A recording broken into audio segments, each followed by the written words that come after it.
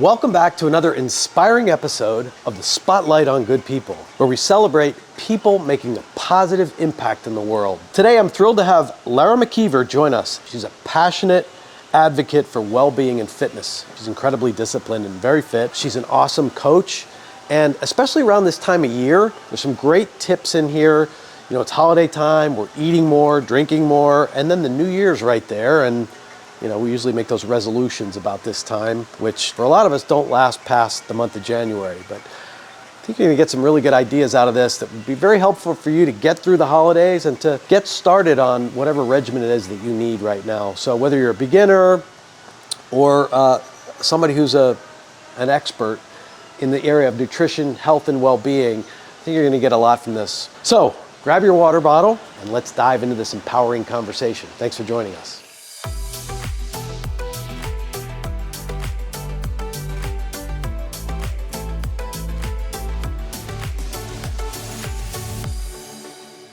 And I wanted you, because you made a big difference in my life, and you made a big difference for me and people in my life. And I'm always grateful for the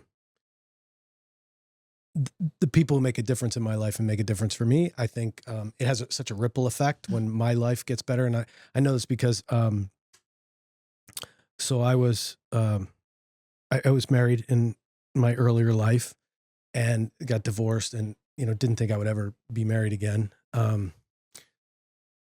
Or have a reason to be married again. And then I met Michelle at the gym, our gym, which I'm so grateful for. So and, she just was somebody who I was enamored with and in love with from the moment I met her, but I never thought, I thought it was so far out of her league that there's no way I'd have a chance of,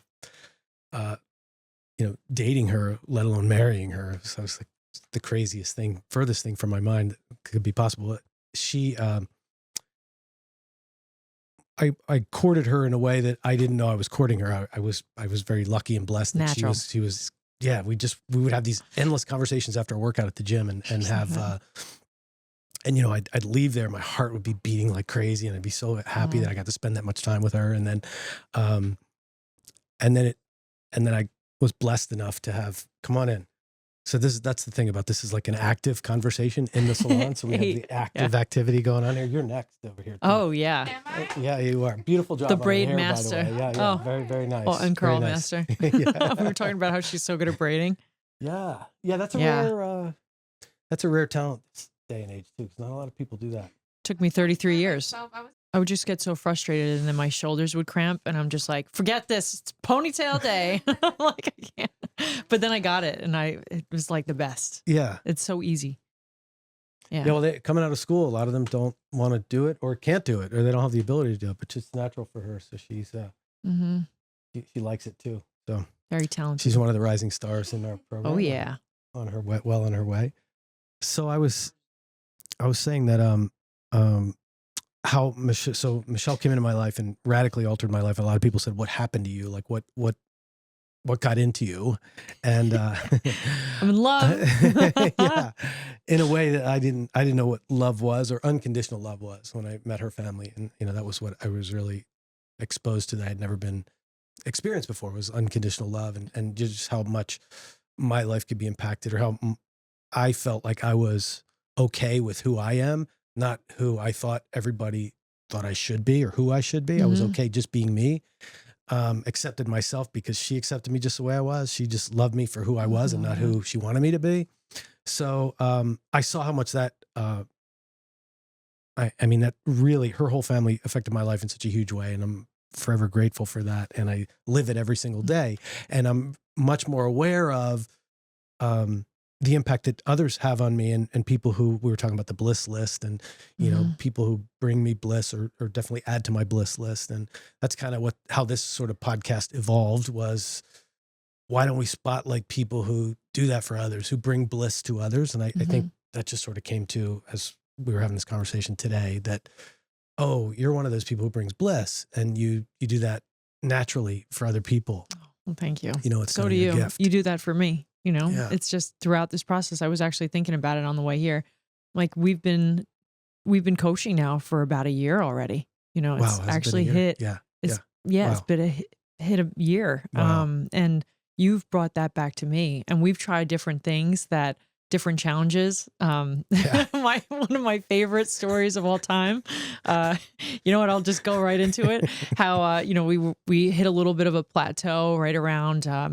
It was the summertime, and you were like, I really need to hit this goal, and I'm like, okay, well, what can we do? Can we do some kind of bet? And it was a wager, and wagers do work.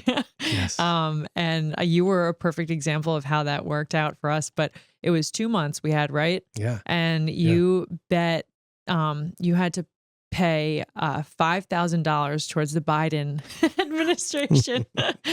Otherwise, if you didn't lose 3.5% body fat, and you did it. And I had the check written out. You had I had the contract and the check that you wrote on my fridge. And I would look at it every single day before I start my day. And I'm like, hey, how are we doing? Because I'm sweating over here too. I'm like, oh my God, the Biden campaign, that'd be the worst. I would never be able to live that down. I'm like, we can't. I was like, this was way too stressful. Yeah, I know. I didn't realize how stressful it was going to be for you too. On top of that, please, of course. My God, rather stick my arm in a meat grinder. Well, it was really good for other people too, because other people were definitely motivated to keep me away from food and to keep me on track with everything. It was great. Yeah. People were like, "You're not getting any. If I have to lock you in a room for a week, I'm doing it because you're not going to." Of course. Cash that check. One way to motivate, right? And Totally. and sure enough, you killed it, and you hit different heights, and it started off, and then you lost more body fat. So it was just a really good kickstart to knowing that you could do it. Yeah, and for me, that awesome. I got to have that negative motivation. I know some people say, "Well, I got to eat banana split when I'm something positive doesn't work for me. I need to have that negative." It did work, but more than anything, it was like you gave me a great structure to work around too. And the other thing that I thought was really great about that was you give grace for humanity, like for being human. So it wasn't like, oh, you missed this day or you missed this time. You recognize that you're dealing with human beings, and there's there's not this like perfect, disciplined, exact way to do it. Okay, you get these cravings at night, so here's what I recommend you do. Structuring so that you're eating before 7, and then try the protein powder with some berries and to curb the appetite. And you always had this sort of positive solution for whatever I was dealing with, and that works for me because I think it's all or nothing. If I didn't do it exactly perfect every single week and every single day, that I've just failed. But you would have good course corrections for that. Thank you for that. And helpful. I like to live by the 90-10 rule. A lot of people will say, oh, 80-20, but I really think that we should try to go for that 90-10, but, live strictly, but then also be able to live a little. And if you want that burger or you want, your cheat meal, you have to have that. That's life. Otherwise you will fail. So it's this past Sunday, my dad's in town. I'm like, I'm going to have an ice cream sundae with him. Like it's worth it, Yeah. So being able to still leave room for that, like you're human, but you are killing it on a daily basis. Every single time I see you, you're crushing it in the gym and you're following the guidelines, and it's working for you. But the main priority is always, once we got down the protein with you, I think everything started to change. As soon as you started to get 170 grams of protein in a day with your activity level, your composition just started to change, which was really cool to see. I know when I just surrender to the coaching and just what you have to say, and then that's what works. So when I deviate from that, that's what, that's where I run into trouble. Yeah. You mentioned your dad, and we didn't even talking about this, but I saw when I met him, when you had him in the gym that day, how you were beaming with pride and love, and you have a special relationship with your dad. I could see. Do. Tell me about your relationship with your dad, because I'm getting like all choked up because right before this, he just drove me absolutely nuts. So, but I do love my dad very much. I love both my parents. They're like my best friends. They really are. So I just think he did a really good job. Your parents did a really good job on you. So I want to know a little bit about your relationship with him. Like it was special. I could see that. I mean, growing up, so my dad was a pro boxer, and my mom was also very into health and fitness. She was a model at the time, and So when I was growing up, when I was a baby, I would always see them at the gym. And I remember when I had to be like 4 or 5 years old. They were doing like headstand competitions next to each other and just talking trash and, and learning from that. They're no longer together, but they're best friends, which is very funny. But like they're actually hanging out right now by the pool. But, it's just, I don't know. It's just things aren't black and white sometimes, but they are my best friends, both of them, so much. And I'm so proud of them. And my dad and I think that's where I get my competitive edge from is my dad. He, growing up, we would always play, like race each other and everything like that. So we had a bet. I was in college and I was training for a marathon, and, he said, I may be getting up there in age, but I will beat you in any race, just name it. And I said, name the time and the day, old man. We got a deal. I'm like I thought I was like in peak shape. I was so excited. I had a graduation party that night and I was out until 4 o'clock in the morning. I did a keg stand that night.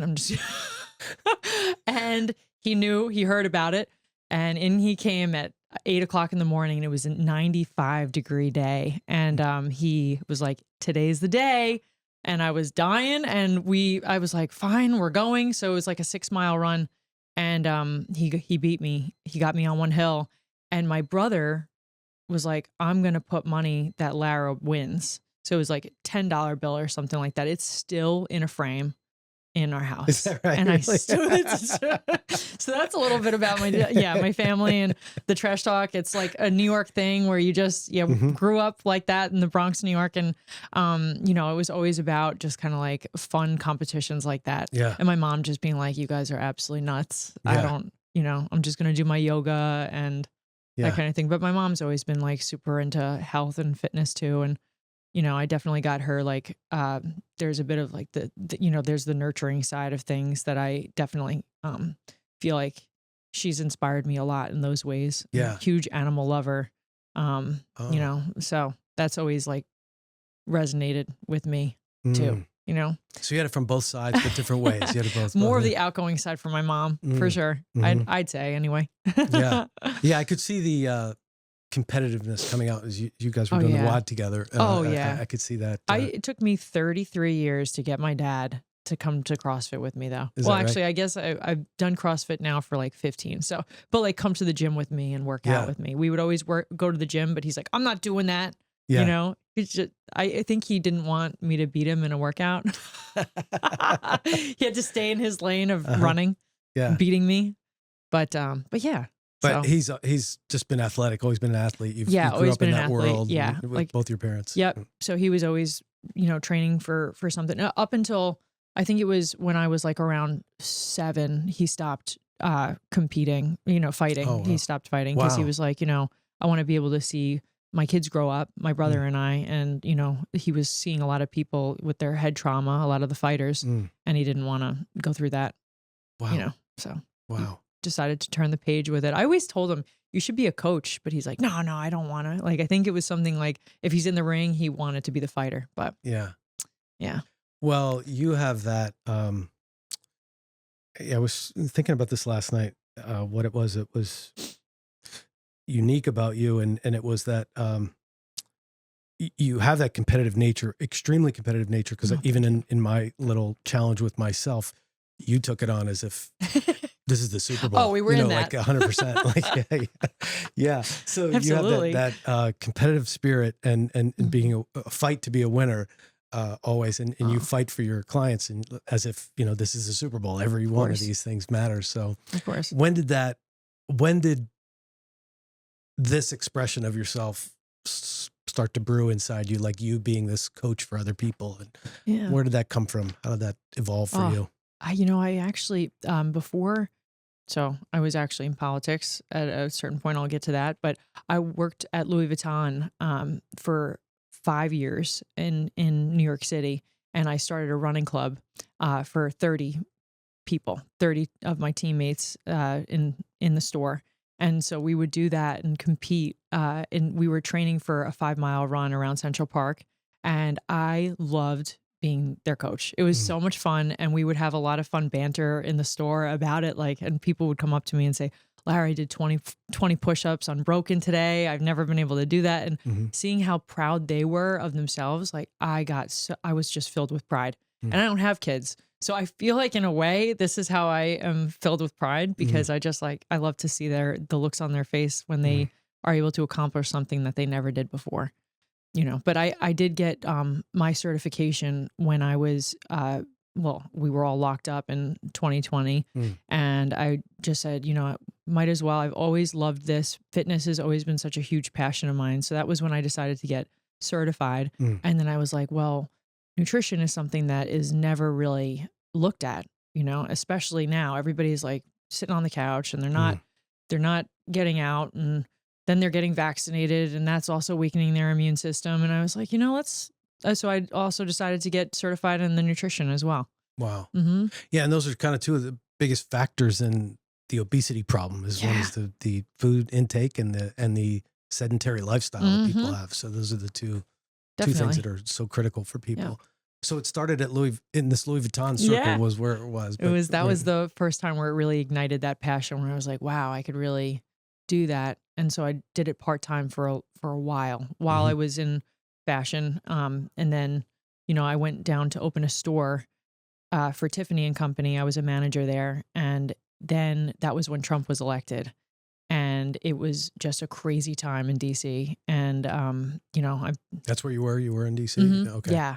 And that was where it ignited my passion. Like I always was very passionate about, you know, our rights as Americans. You know, I'm a big, passionate Second Amendment rights kind of person. I own many guns, and I feel like it's just not like I want to use them, but if I do have to, I know how, you know? So it was a big passion of mine. And, you know, I always would tune into all of it because it was like right outside of my store, and people would be coming in with Impeach 45 t-shirts on and all that stuff. And I was like, this is something, you know? I mean, we can all have different opinions, but it was just very heightened at that time.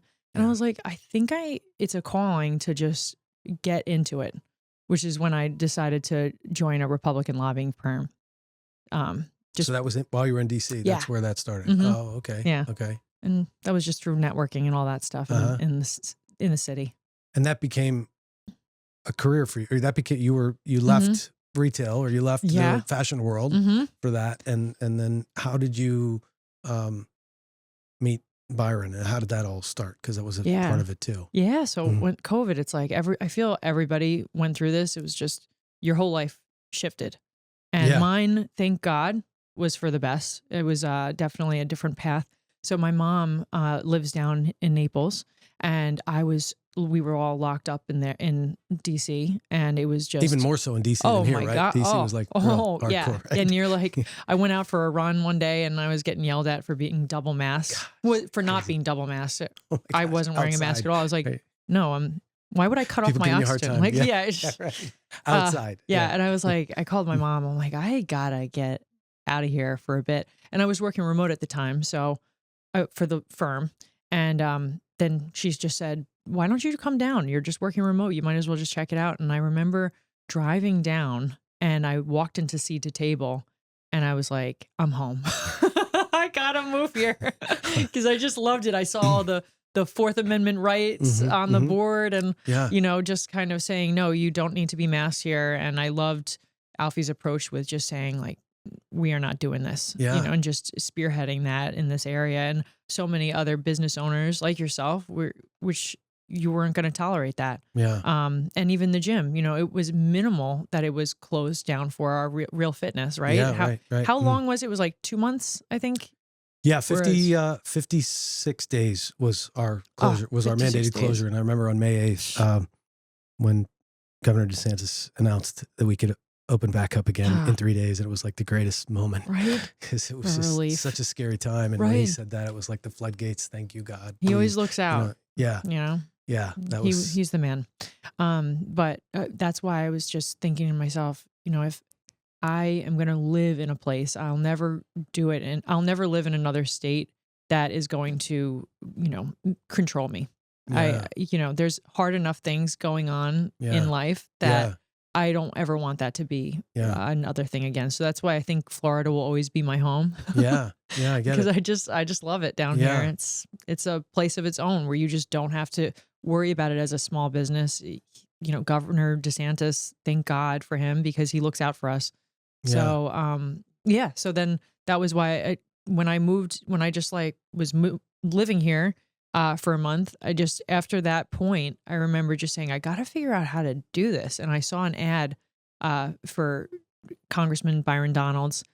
He was actually a candidate at the time. So it was a fundraiser, local meet and greet. He hadn't been elected yet. He was, So I went to that night and I just introduced myself and I said, you know, I do run fundraisers. This is what I do for the lobbying firm. I would love to bring that here, and, you know, interviewed. And then 4 years later, I was working for him for about 4 years and doing his fundraising, but I was always coaching nutrition. And the personal training was also on the side. But then as the campaigning and everything else got bigger and bigger, I kind of put it on the back burner.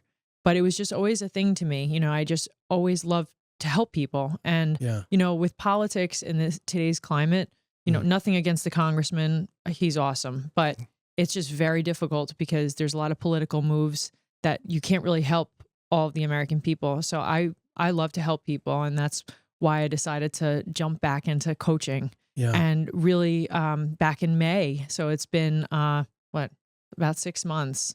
But it was a crazy decision because I'm sure you felt this way when you first started your business. It's like you jumping off a building and you feel like you just realize you can't fly. You know what I mean? You're like, oh my God, this is like a terrifying feeling. Like I'm really doing this, you know? But it was like the best feeling ever, you know? And thank God for the community too, because it was just, I really felt like God was forming a path for me. You know, it was just like putting the right people in place like you and people that really supported me like Ann and Alex and Amy and Chandler and Selena. I mean, I can go on with the list of our community. Awesome. Gosh, they're all Special so amazing. people. And they really have been so helpful with this business. And now, you know, I have about 40 clients. So it's been really busy. Yeah. Well, it's such a natural thing for you. It's such a natural expression for you. It's like you got to be more of you. It wasn't like, I'm just going to go do this thing that's going to pay the bills for me. No, you just get to be you. On fully and not have to go do something. You know, like it's a full expression of you all the way. You know, so true. That is actually it. And I feel so beyond lucky.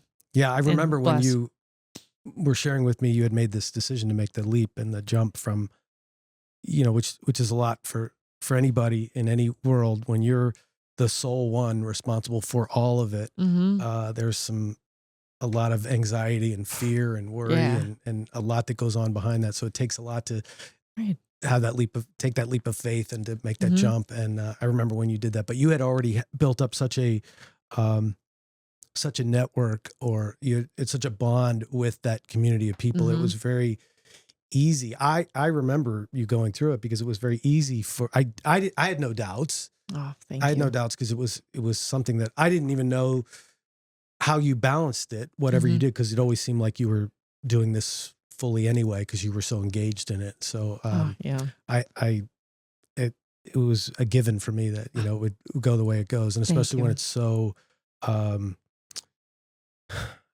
it's just a natural passion for you. I guess that's what I get. And that's what I understand about it. Cause it's not like, you know, I was talking to Stefan on the last podcast, and what he does is like, I didn't even know what he did. We had met so many times, but I knew he just was out for other people. He was always out for the good of other people, just always where his heart was. Right.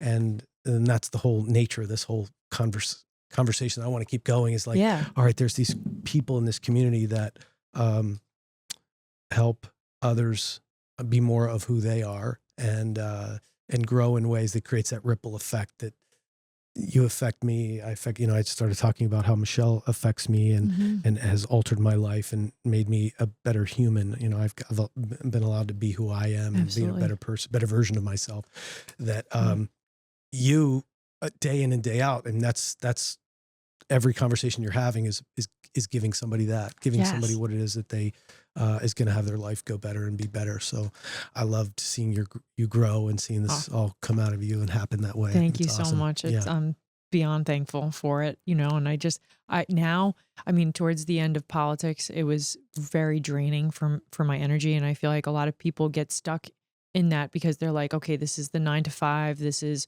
the, my benefits are here, everything else. And then they get depressed and they feel like they're on this rat race where that's all they can do. And then they just live for the weekend. And then Sunday scaries hit and you just get super depressed. And I'm just talking about myself. Like that would be how I was starting to feel. And now I like jump out of bed in the morning and I'm just like, I love what I'm doing. And I'm hanging out with my friends all day. I'm like, oh, I just get to hang out with Robert. I get to talk to him for an hour about his nutrition and how he's doing and how Michelle's doing. And it's, it's just beyond what I thought it was going to be, you know, and it was very scary at first. Yeah. I had 13 clients when I decided to make my move. And I was like, okay, I got enough saved. I'm going to do it.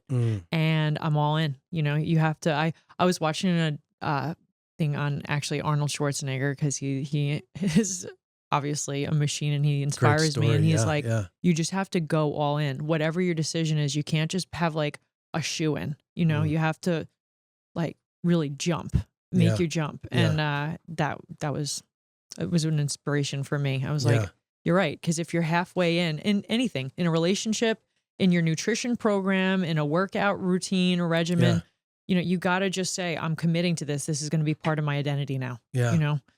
I see that a lot in the industry that I'm in the world of beauty and fashion and hair with a lot of the stylists, because society has been programmed that youth needs to be on this one pathway, and it's to go to college. And there's so many talented people who love to do hair, but in the day, and it's evolving now, it's changing, but it used to always be, parents would save money for their kids to go to college and get a degree because that was where people what people were supposed to do, no matter what their passion was. And, they'd say, oh, if a hairstylist is, if you're just like fail out of school and you can't make it in anything else, go be a hairstylist. And really one of the things I love about it and I see is that people get to, the people who had to go on that pathway to get the finance degree or the accounting degree, and because their parents wanted them to do that. And then they end up in those jobs that have a certain level of security. They got a 401k, they got a health plan, they got 9 to 5, they got the 40 hours, but Sundays become treacherous for them. They're terrified. They're horrified because at 12 noon on Sunday, they know that Monday morning I got to go back to this place that I got to do time. And they end up doing time for most of their life that they don't love and they're not passionate about it. And I get to see it in this industry because a lot of them had to fight their parents to go to hair school and they had to like go against the grain to become a stylist. Exactly. And when they get to express themselves and be a stylist fully and see what a great career it is that they can't wait to get out of. I mean, I love seeing that about this industry and seeing the people in our family and the other people in this industry who get to fully express their creativity every day. They get to be with their friends. They get to alter lives by making people look good and feel beautiful it's about the best. themselves. I mean, you guys literally do that. You change somebody, you help them with their identity too, and make them feel beautiful. And it's so much more than just hairdressing. It's styling, it's completely styling and transforming.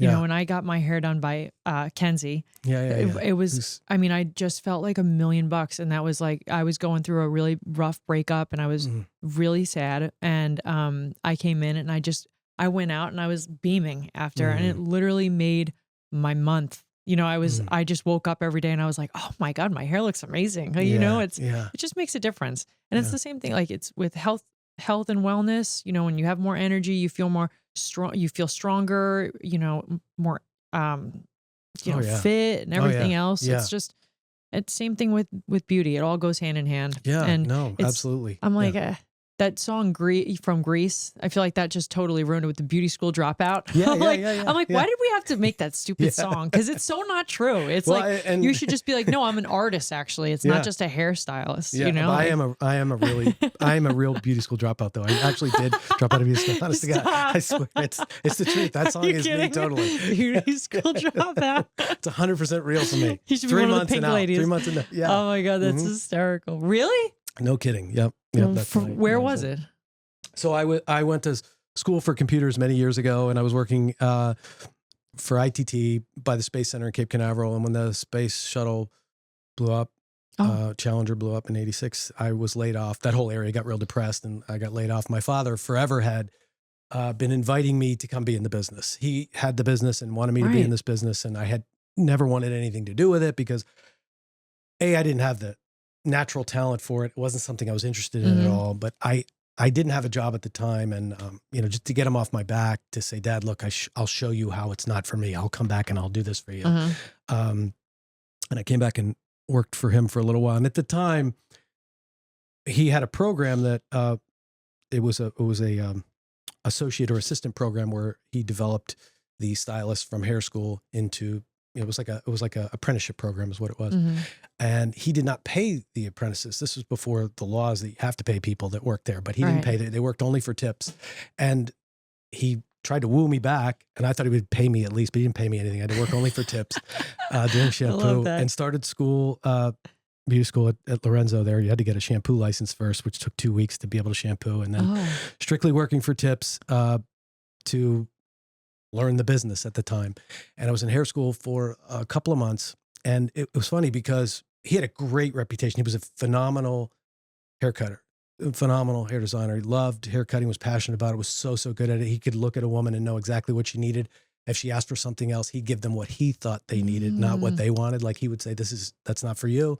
This is what's in. This is what's for you. You need this. And, sometimes they were mad at him, but it was ultimately the right thing. But going to school, I went in and they thought that I would be this prodigy. I would be this great second generation. I was him, when I went there, and it was a joke because, I couldn't hold a scissors. I was so uncoordinated. I was so bad. It was really so bad. And they had this expectation like that, you should be great. You're his son.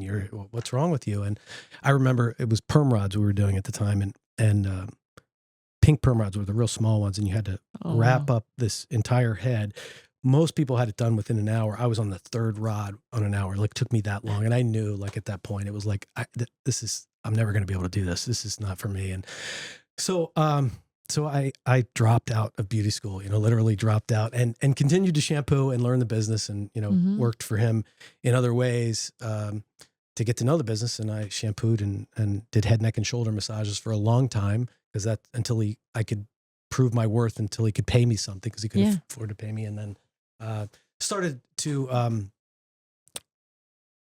give him more time to do what he loved, which was hair cutting, and he could spend less time in the business. So I started to pick up some of the things in the back of the house to support him. And then he was able to do that. And we complemented each other well in that regard because he could focus on what he loved. And then I could pick up some of the things in the back of the house. And I remember thinking that the business needed to be computerized. And it was like 1987. And they were like, my mother had this appointment book that was like paper, and it was, 20 columns long, and would sit across the whole desk. And she was absolutely against computerizing anything because they knew the way they knew it was just all, by paper. And they went on vacation for a week. And while they were away on vacation, I bought a computer and installed a computer and computerized the business. My mom hated me. She was so mad at me when she got back for that because, she just couldn't figure it out, like how the computers worked at the time. And later they ended up thanking me, but converting, things like that to kind of bring it, put some systems in place and help them, grow the business in different ways. And those were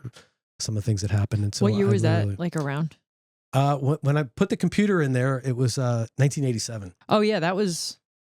They were like, "What DOS the hell days. Is this?" Yeah, everybody was. It was like, yeah. It was very unusual to have anything like wait that. 45 minutes to turn it on. Yes, yes, and then the but look at you, AOL natural dial-up. Businessman right there. Well, that's so cool. Yeah, well, it was. I probably had a lot of what Dave Ramsey calls it a stupid tax. I know I made a lot of big mistakes that I learned from anyway throughout the process of it. We all do, Yeah. But that's what also makes you such an incredibly humble man. You know, that's one of the things that I always admire about you as a businessman. You always stay humble, but you're human and you have such a big heart and you're kind first before anything else. And that's why everybody out there loves you and they have such a passion. They come in the door and they're like, I want to be the best for Robert too. You know, not only just for themselves. Very, very kind. You know? I'm blessed. I'm blessed. I'm surrounded by some of the most amazing people. I'm very, very honored and appreciative that I get to be with a group of people that I get to be with. I mean, it's just, you know, they're a part of my bliss list. You know, they give me that vibe. I can tell. You walk in, you feel that energy, and I love that picture of your dad right at the front door. That is just so cool to honor him like that. Yeah, he. You know, that's one of my favorites too. And it's so cool. What happened was he passed in 2015, so he's in heaven looking down on us. But he sure is. What would happen? He was sick in his last few years, and he was at home, and he had been retired for a while. But what he would do is we'd still have these great conversations about business and about life. And he would send me a text, and it was a text emoji of a coffee cup. And it was his message to me to come have espresso with him on his back deck. And he would just send me that little emoji, and then I would go over there and we'd have our espresso on the back deck. So we'd always do things over espresso. And after he died, the year after he died, they had these machines, these great espresso machines that we were able to put in all the salons in honor of him so that we could have espresso, cappuccino, and all the rest of those. So every time I'm here, I have my little espresso and always do my toast my to favorite. Poppy. That's the best. Yeah. That is so awesome. What a great way to honor him. And also espresso is just better than coffee. Yeah, it's my love. It's my love. I love it. It is. It's also just, you know, it's important to be able to unplug for a second and have that for your staff, you know, not just be like, you know, you go out and get it yourself, keep grinding, you know, like most business owners probably do. And then for you, you're like, no, I'm going to have everybody treat themselves to that in here. Yeah, that's awesome. Even though they still like to go down and spend the $8 on the Starbucks down Which the is street. ridiculous. I know. It's got the Starbucks cup and it's got the little bit more drizzle on it. It's a little bit different. Right. Yeah. 800 calories. I know. I watch people do that. It kills hard me. pass. I know. I'd much rather that. Yeah. Any day. I know. I got to work on that. Anytime. So you know, it's perfect. You told me how you got to be who you are, because I didn't know that where you, like how this all came out of you, like where it came from. And I could now see it after meeting your dad just one time, seeing him that way. Yeah, definitely. But you, when you're not being, because I always see you, when I see you at the gym, it's like, I just like, well, I watch you work out. And I see you perform basically when you're doing your own workouts. You know, there's just such a level of perfection there, which there's a huge gap to try to catch. When you're not, so what is your like comfort food indulgence? You mentioned ice cream with your dad. But what is it? What's your go-to when you're gonna like go off the wagon and indulge? Honestly, ice cream. Like I do love ice cream. I love, you know, it's funny now. I don't like when I do have a craving, it's usually for meat, and it's just like a big steak and a glass of wine, maybe a scotch. Like that's kind of my jam, you know. But it's kind of fewer and further in between. Yeah. You know, I think we were mentioning it a little bit earlier. It's like I want to say 70% of my friends now don't drink. Yeah. And from that, I'm like, I actually am not really going, you know, I'm not really in the mood for it. It's less and less, unless it's like with a nice steak or something like that. Yeah. Well, I guess that really helps too, is supporting what you're committed to too, when you're not in a group of people who are, you know, just all about that, or even if they're not all about it, they're indulging in it, you know, once a week or whatever it is, but it's I mean, I do get the day off here and there. I mean, I don't feel like it's work anymore. I really don't with what I'm doing now. So I am coaching sometimes 7 days a week. And the last thing I want to do is be, you know, breathing on somebody while they're working out, smelling like, I could see how that could be an issue. Yeah. Smelling like stale tequila. Like that's just it's not the lifestyle. It just doesn't fit in now. But I mean, I do love dark chocolate too. It's one of my favorite That's the best chocolate treats. To have anyway, right? It is. Dark chocolate, I mean, right? riboflavonoids and the antioxidants that are in them, It's really good, releases serotonin in your brain. And so I always just like to think of your body as like literally a machine, and you got to put something in it. And that's why actually my brand is called Challenger Fit, because I love muscle cars. American muscle cars are my favorite. And it's like, if you put crappy fuel in them, they're not going to perform properly. Oh, you have an American muscle car. Yes, way, I do. right? A Challenger, actually. Her name's Margaret, named after my grandmother, because she's my hero. So, this is what I am so passionate about. And it's like, if you put that fuel into your body, and it's going to make you perform improperly, whether it's like any of your goals, your energy levels, you're not going to be as strong. You're going to be really fatigued in the gym, even when it comes to fertility. A lot of my clients right now are focused on that at this stage in their life, and they're looking into that. And it's just like, you have to put the right nutrients in, and it's not just, it's more than just eating healthy. It's like really going into having more beets, having more deep leafy greens, making sure your iron levels are good. You're not stressed, so it's a whole 360 approach. Yeah. What could somebody who, is ready, they're thinking about it, but they just haven't taken that jump. They haven't done anything, but they know it's what they need to do. It's the right thing to do. They know they need to take care of themselves, but they just don't know where to begin. What would you say to somebody who, is watching this right now, but like, what could they do tonight and tomorrow to begin this journey? I actually had a conversation just before this with my new client, because he's having trouble with just getting started, and the first thing I told him, I'm like, let's get a step goal in place. I want you to do 10,000 steps a day. I want you to go out and go for a walk. That's going to clear your brain, completely. And I also told him, starting every morning with affirmations, writing them down, because when you write, I don't really want him to type it. There's something about writing it on a pen and paper. Also, I have like whiteboards all over my house. Like, I think it's like A Beautiful Mind, the movie, like you just write everything out, because it's just having those affirmations in your mind of, even if it hasn't happened yet, getting it down of like what your goal is, and just writing I am first. I think that's literally the first step to any program that I always like to get my clients in. And also going with protein. Protein is another huge thing. Like, before we even go into the workouts, necessarily, like, I mean, yes, you can do so much with dumbbells and kettlebells. There's like hundreds of different movements, but, really prioritizing your protein, getting your steps in every single day, then naturally you're going to go for less of the junky food that you would usually be craving, because you're already satiated, And I mean, for the most part, calorie deficit is important. So I don't really like to focus so much on counting calories. I don't want people to have a bad relationship with food. And I think sometimes that's a setup for some of my clients that I've noticed. But if you are in a calorie deficit, typically you will start to lose weight. It just depends on what the goal is. So it's not necessarily about, I mean, it could be about starving yourself, but if you're altering the food that you're eating, exactly. First step. So if you're eating, so you're satiated or feel okay, but if you're eating the right stuff. So if tomorrow, what would a sample day for the average Joe look like tomorrow on day one, without getting, without sending them into some type of shock to their system that they're not used to? Definitely. What would you say? I mean, I'm a big fan of eggs. I think, having that in the morning, either that or starting with a protein shake.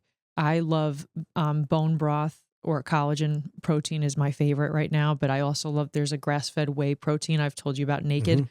If you have Tastes that, great. Yeah. And like, I make cold brew at home. I'll do that with half of a frozen organic banana. Going organic, that's always my thing, because I noticed a huge difference for myself as long as it's certified organic. So that would be one, or gluten-free oats with berries, or eggs with some sort of green in there, whether, you want spinach, peppers, avocado. That would be like the perfect breakfast options to choose from. I also love the Egg Life wraps that I've told you about. Oh, they're awesome. You know, turkey, mustard on there, or a salad, a nice salad with, you know, some sort of protein like a salmon. Like salmon would be great, or grilled chicken.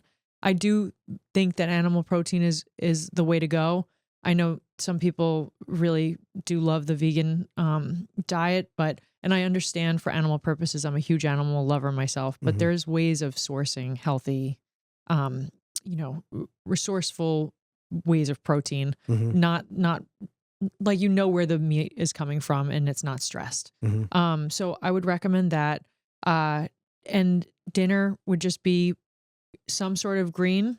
And, you know, if you worked out that day, you had your walk, you could have a little bit of rice and fish or chicken. And you can have, I still say red meat is completely fine. But it depends on the goal. If they're looking to lose a lot of weight, maybe cutting it back to like 2 days a week. Guacamole is another great thing. Like top that on there. If you're still feeling hungry, it's a great filler and it's good fats. Good fat. Okay. Versus ice cream. Yeah, exactly. I know. Oh, and also, I mean, carrots, grabbing carrot, like something that's really still rich in nutrients. Like carrots are one of my favorites, carrots and hummus, or celery, or I love shashido peppers. Those are one of my new favorite things. Oh, what is a shashido? I think I bought those like before. They're spicy. Okay. They're little peppers, and it, you know, you can get hot a as a bag. jalapeno? Hot as a No, jalapeno? no. Okay, Oh, okay. no, like mildly spicy, and I'll just throw it on a pan with ghee, or, you know, coconut oil, or a little olive oil, and then just put Himalayan salt. You put it on like 350 for about 15 minutes, and you have like a nice tray. I will literally eat the whole entire thing, and it's so rich with vitamin C. Great for this time of year when everybody's starting to get sick. And it's just a good filler. Like, I'll have that instead of reaching for chips. But yeah, so that's a good, easy, cheap meal that you could have with like some protein on the side. Okay. And that was it's $3 for a bag. Oh, wow. You know. Okay. Kurt, you were talking to me about this too, because there's nighttime cravings. Curbing that. You're talking to me about tea. Oh, yeah, definitely. Because heat expands your stomach. So it kind of tricks your brain to saying that you're full. So that was always a big go-to of mine. Actually, it started in college. I was like, you know, when everybody was starting to have the hungry horrors, I was like, I'm just going to go for a nice seasonal tea or a sleepy time tea. And it knocks you out. And you feel, I feel satiated after I have a nice cup of tea. As long as I had enough of my micro and macronutrients for the day, you know, I just have that at night instead. And it's a mindset thing. You know, as soon as you start having that, you get used to it after a while, and you do start to change. I mean, it takes 30 days to cut it. Some people say 21 days. I'd say it's more on 30 days to really start seeing your whole body, your body and your mind alter with a habit. Yeah. Okay, that's great. So somebody could start tonight, right now, yeah, this minute. That's a great step. That's the best. And you know, another tip is what we talked about too. It's just cutting meals off by 7:30. Yeah, ideally, because you want 3 hours before bedtime, because then your metabolism tends to slow down while you're sleeping. So it really helps. So you're resting better then too. Yeah, definitely. Sleep is another component. Have some nice ginger tea that helps with digestion. And you bought the sleepy time tea. Yep. And I love that stuff. Yeah. It's amazing. Yeah, I don't know if it's psychologically or what it is with that. Whenever I know, have that, right? I feel like I'm getting, it's working. It's amazing. I love that stuff. Yeah. Yeah. So one of the other things that you're involved with, or that's has a place in your heart, is veterans or military. Those in the military. I know that you did an event recently that was like a boot camp on the beach, is what it was, right? For Take a Soldier Fishing. Yeah. That was, oh my gosh, that was amazing. I'm planning to do it every single year with Collier County Sheriff's Office. Chief Hampton and Mo Deli, they were absolutely incredible. And Joe Fernandez, Rich. Yeah. I love Rich. Yeah, he's the man. Yeah. That was one of the most moving things I've ever witnessed. I think I cried like every day, because it was just, you see all these veterans, they're coming in from actually they were active military and veterans came, but it was actually for active military, that event. Now they come in from all over where they're stationed, and, you know, a lot of them have PTSD, and this is their way, this nonprofit, it's their way of just giving back to these active military, all of our troops, you know, to just be treated at the Naples Grand, this beautiful 5-star resort, which I love their whole team there. And it's so beautiful. So you see them, and this was the first time I got choked up. The first day when everybody was signing up, you see these veterans and the military troops, they're coming in and they're just like they've been stationed, you know, sleeping in a sleeping bag, hearing shots being fired, you know, like, and really in the trenches there. Yeah. And then they're in this beautiful resort for, you know, 4 days long. And they have all their food, all their drinks, everything is treated. The rooms, everything's paid for. There's a beautiful banquet, you know, that they had there in honor. And it was just, I mean, there were awards that were being given out to these soldiers that were just absolute studs. And so I had the honor of running their boot camp in the morning. And some of them decided they were going to go golfing, whatever. But so they had golf as an option, and fishing was the following day, which was so cool.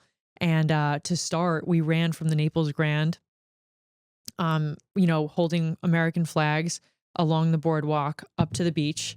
And then we had a huge American flag flyover with the Collier County Sheriff's Office that did that. It was so cute too. It was like a kettlebell was attaching the flag to the helicopter. It was awesome. Oh, how cool. And, you know, then we had them break out into stations, and we did a lot of sandbag. You know, I tried to replicate Hell Week for the military as much as possible. Oh, cool. So really, gave them a good run for their money, I think. You know, I think everybody had fun. And then we did a couple competition workouts, and followed by ice barrels, you know. So ice barrels? Yeah, we had ice barrel plunges after, because it was so hot that day. So, you know, we had power drinks and just like electrolyte recovery drinks there. Actually, Mo had some mimosas out too. And you know, it was, and Kevin was wonderful too. He is with Hidden Summit, and he helped me so much with that event as well. You know, so we partnered up to run the whole event, and we did like a Fight Gone Bad style. And it was really cool. I mean, honestly, that is what this eagle is on my shirt. It's like an eagle holding a barbell. I love this country. There's pretty much nothing more that I love, like my family and my country. That is, you know, those are my passions in life. And that's why I just always want to symbolize that in my my business. Yeah, I get it. You know, and I think we're going to be doing one. I just haven't picked the date yet, but it's going to be for our veterans. Hopefully around Veterans Day is going to be a boot camp on the beach too. It's going to be open to the public. So it was really fun, and everybody can come. You know, it's the weights. You can do no weights. You can sit out. You can have a mimosa. It's just going to be open to the public, and it's going to be a blast. Yeah, so. Great. I love that you do that. I love. Thank you. It's well, you're such a patriot, but also I love our country the same way, Right. and I have such a respect and love and honor for our military and those that you know, that we just kind of take that for granted, like that they put their lives on the line for us always. And you know, I wake up and complain that my mouse is slow, and you know, they're in dodging bullets, and at any moment could be their life is at risk, in fight or flight, like constantly. Yeah. I mean, and you don't realize it until you're like in this, and you just see all of them, and they're so grateful for this weekend, and they're giving their lives on the line every single day, and they honestly don't get enough credit. Yeah. They never do, you know? And, you know, I saw it firsthand, so many stories working in Congress of veterans calling us, you know, and thank God for some of my team there. Steph Newrock, she is a veteran herself, so she gets it. And she would literally go to their homes and, you know, help them if they needed to be Baker acted or something like that. You know, like they've really gone through a lot. And, you know, they deserve everything. So that's why anytime I can do a fundraiser for our veterans and our military, I'm all in on that. Yeah. It's a beautiful thing. I love that. Yeah. And, you know, we don't, if it's if there's not some presence of it in our lives, it kind of just gets pushed aside. I don't think about it actively. Oh, yeah. It's like something that keeps that alive and keeps it to continually honor them and who they are. You know, we did an event here a few years back where Karen Vaughn, who's the mother of Aaron Vaughn, who was killed in Afghanistan in a helicopter, and he was from Florida, and Karen lives in the other coast, and she was doing an event for Gold Star Wives, honoring the wives of those who've lost a loved one in the military, honoring the families of, and we had maybe 10 or 15 of the Gold Star Wives come in. They came to this coast for the day, and or actually several days, and they were honored and loved and appreciated. And they came in for a makeover in the salon. Oh my gosh, that's so cool! And it was the most moving experience of my life. Right, to these women who have sacrificed their loved one. They've given their loved one. Yeah, and some of them had little babies that they never met their dad and never will. But so heartbreaking. They were the most grateful, appreciative, loving, kind souls who had literally for our country given up their, of course, their partner, and their partners, you know, in heaven, good, doing, you know, looking down on us, and they're here and have to go through life now that way without that person. But that's the ultimate sacrifice. It is really the ultimate sacrifice. And it's so true. It's like everybody involved, all, you know, for families as well. Yeah. That is so cool that you did that. Yeah. When was Karen, this? It was a few years back. We had Karen put it together, and she's very, very involved with taking care of, you know, those in the military. She's very active, losing her son, and she put the whole thing together. And a lot of people in the community, Lois Bowl, a lot of people in our community, Commissioner. Lois Bowl? Yeah, I know her. She was involved in that, and a lot of people that did great things for that. And we were just honored to be able to have them here and to just appreciate them just the same way I am about veterans and first responders and you know, all the people who do so much for us in the background. So I love that you do that. And we're here to support you whenever that happens again. Yes, we'll be there absolutely. and, you know, be a part of it. As soon as I lock in a date with, you know, the sheriff's office, I'll definitely let you know. Yeah, whatever it is that you do for that. And Zach, you have some video of that too, right? Oh, yeah. So if you could put in the video, you know, for sure. In here too, so people can take a look at see what definitely. that is. I want to see that helicopter flying over right now. It was so much fun. Yeah. Yeah, doing thunderstruck to burpees. Everybody's like, "How many times does it say thunderstruck in the burpees?" Yeah, on the in beach. The song. Yeah, it was great. Got really sandy and sweaty. Yeah, I was can't wait to do more. I remember I remember seeing a little clip of the video. Well, it was hard because we did it on a Friday because that was when the schedule worked for the troops. Yeah, but next time, when it's on a Saturday, I think we'll get a way bigger turnout. Yeah. Well, actually, there were still 73 people that showed. That's awesome. So that was insane. Awesome. I'm like, we're going to need a bigger boat, you know, like for the next one. I'm excited. Thank you. Zach, do you have the Philly words? So I'll tell you what this is. This is a segment that we do. So this is oh, I love this already. So for people who are from the Philadelphia area, there's these communities in the Philadelphia and surrounding area suburbs that are named these very awkward, odd words. And anybody who sees them from another area, and like they just don't sound like they look, how to word them. So for fun, for those that are from Philly, we are going to show you the words and have you read them out loud. Say what they are. Oh, Lord. Yeah. Okay, so bring it's it. Not to embarrass you. Everybody's the same with this, okay? So here's your first one. This is so hilarious.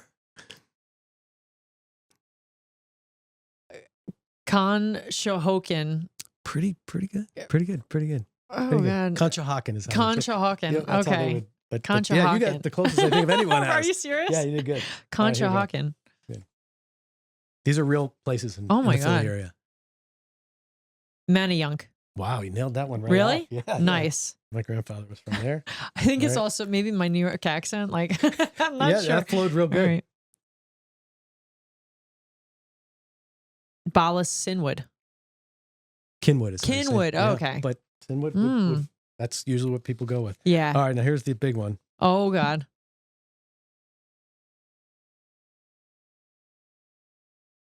Shilkill. Schuylkill. So, oh my God, I was so off. I was like, you know, well, like SEH, I know. It looks like that's right. That's how you should say it, but How it's is not it nowadays. Schuylkill. Schuylkill. Yeah. Love it. Yeah. Yeah, that's a river. So these are all, the river. That's a Okay. river. Schuylkill. The other ones are areas. So the river and the, That is awesome. I love so it. Philly people will get a kick Philly out of pride. that. Yeah. Amateur What a hour crazy over here. words. Yeah. That's so fun. We did so much and covered so much. It went way more beautiful than I ever imagined. So thank you for sharing your soul with everybody. Thank you so much. I'm so here. honored. And I just love hanging with you any day. So I really appreciate you. Yeah, it's like I just got lost in our world I know, over right? here. So I just felt like we were back in the gym, just chatting 100%. as usual with our heart to hearts. Yeah. Day. So thank you so much. Yeah. Thank you for everything. Seriously. Of course. No, my You're pleasure. one of the people that really have like awakened my soul with coaching and how much I love it. You know, and I'm just really lucky that you've been put into my life. So thank you for everything. And just, just more I want to keep doing whatever I can to support you, because you're making the lives better of the people around you and around me. So it makes my life better when those people are better too. So thank you. Thanks for being here. Thank you. And your hair looks amazing, by the way. Oh my God. She did amazing.